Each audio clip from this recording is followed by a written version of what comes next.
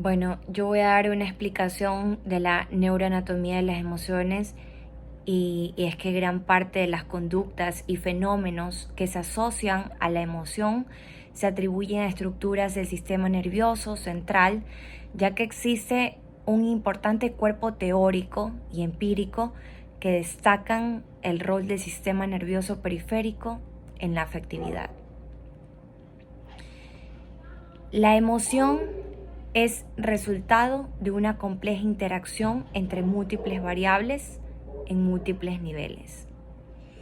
Teniendo en consideración dichas limitaciones, podemos definir la emoción como episodios de cambios coordinados en varios sistemas de respuesta, incluyendo al menos la experiencia subjetiva en la forma de un sentimiento, expresiones emocionales y una reacción neurofisiológica ante un evento de importancia para el organismo.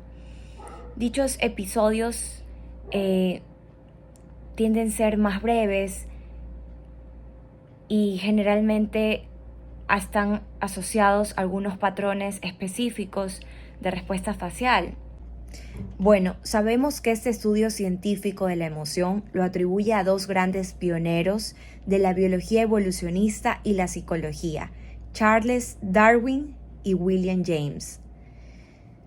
Como sabemos, Darwin concibió las emociones humanas como la expresión de conductas evolutivamente primigenias,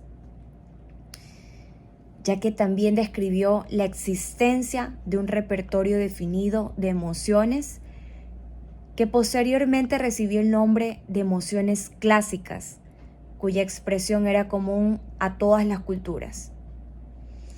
La concepción de Darwin implícitamente involucra la existencia de una determinación biológica importante en la conformación del dominio afectivo humano.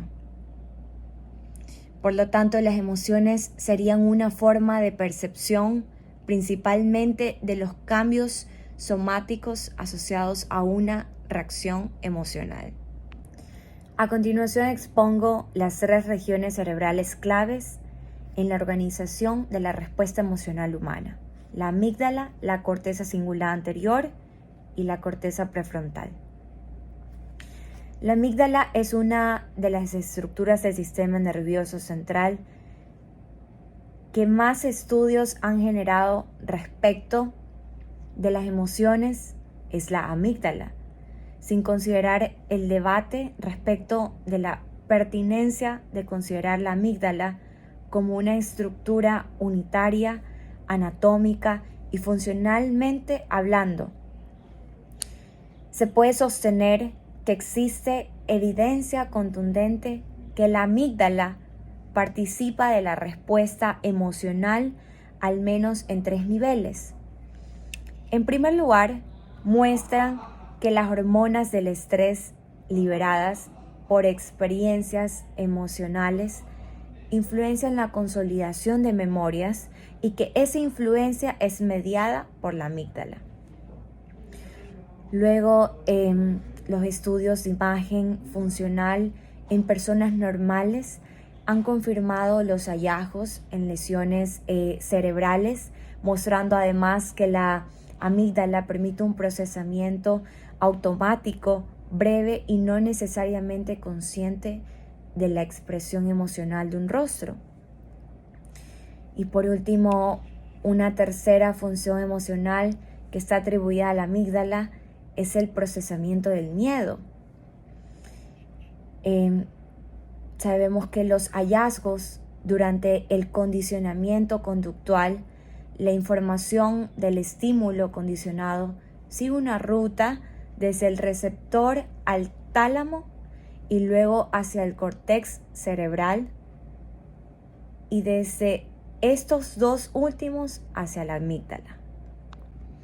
La corteza cingulada anterior es una zona cerebral donde confluyen múltiples sistemas funcionales y por ende es una estructura clave en la integración y modulación de estos.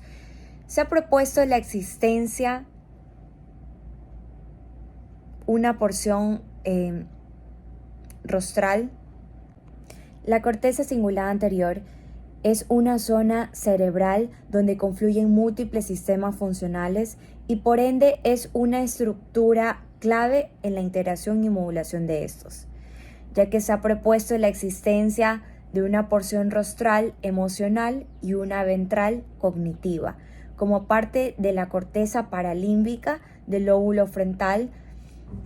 La corteza cingulada anterior se ha implicado tradicionalmente en la función autorreguladora del córtex frontal, ya que los hallazgos iniciales develaron que algunos procesos de atención y memoria eran modulados en parte por la corteza cingulada anterior.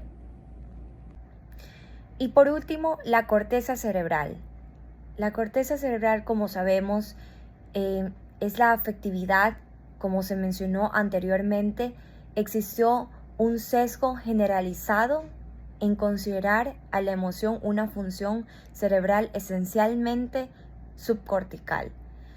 En otras palabras, la corteza orbitofrontal y ventromedial establecerían el valor de refortalecimiento o amenaza a un estímulo.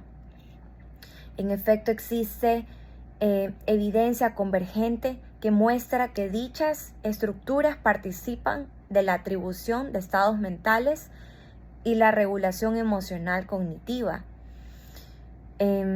Por último, el repertorio afectivo humano puede asociarse a un espacio neural de referencia. Las emociones, como cualquier función mental compleja, tiene una representación cerebral distribuida y difícilmente puede hablarse de un sistema cerebral exclusivamente emocional.